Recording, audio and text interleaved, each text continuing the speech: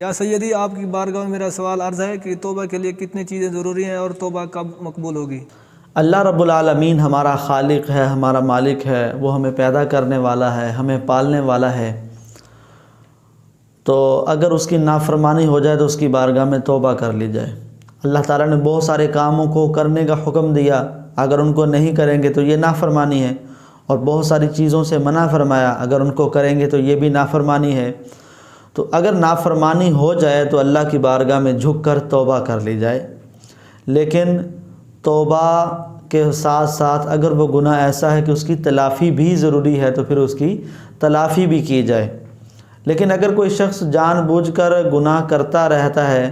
اور اسے پتہ ہے کہ وہ توبہ تو بس صرف برائے نام کر رہا ہے لیکن دوبارہ پھر یہ گناہ کرے گا، تو اس صورت میں گویا کہ وہ اللہ کے ساتھ مذاق کر رہا ہے۔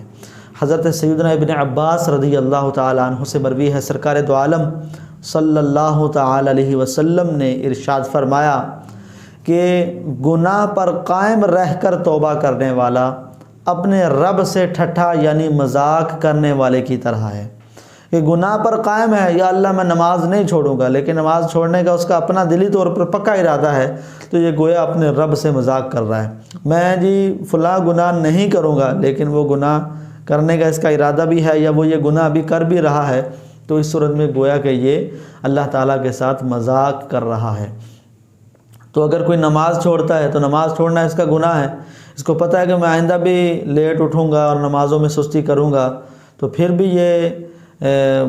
دل میں ارادہ ہونے کے ساتھ ساتھ بس بظاہر برائے نام توبہ کرتا ہے، تو یہ اس کی توبہ قبول نہیں ہوگی، کیونکہ یہ توبہ کر ہی نہیں رہا۔ توبہ کی بنیادی ارکان ہیں، توبہ کے 3 رکن ہیں۔ صدر الشریعہ صدر الافاضل مفتی محمد نعیم الدین مراد آبادی رحمۃ اللہ تعالی علیہ فرماتے ہیں کہ توبہ کے 3 رکن ہیں، 3 رکن ہیں، 3 شرطیں ہیں، 3 چیزیں ہیں، یہ چیزیں ہوں گی تو اس کی توبہ قبول ہوگی۔ نمبر 1 اعتراف جرم، کہ اپنے جرم کو، اپنی غلطی کا اعتراف کرے، سمجھے کہ یہ مجھ سے غلطی ہوئی ہے۔ نمبر 2 ندامت، اس پر اسے افسوس ہو کہ میں نے یہ غلطی کی، مجھے اس پر افسوس ہے۔ اور تیسرا یہ ہے کہ عزم ترک، کہ اس گناہ کو چھوڑنے کا پکا ارادہ ہو، تو گناہ کا اعتراف کرے، اس پر ندامت ہو، اور پھر اس گناہ کو چھوڑنے کا اس کا عزم ہو، پختہ ارادہ ہو، یقین مصمم اور ارادہ مصمم کے ساتھ یہ اس گناہ کو چھوڑے، تو اس صورت میں اس کی توبہ ہوگی۔ اس کے ساتھ ساتھ اگر وہ گناہ ایسا ہے کہ جس کی تلافی ہے، مثال کے طور پر کسی کے پیسے چوری کیے، یا پھر نماز نہیں پڑھی، یا روزہ نہیں رکھا، تو اس صورت میں اس گناہ کی تلافی بھی کرے گا۔ جس کے پیسے چوری کیے اس کو پیسے ادا کر دے، نماز نہیں پڑھی تو نماز کی قضا بھی کر لے، تو اب اس کی توبہ مکمل ہوگی۔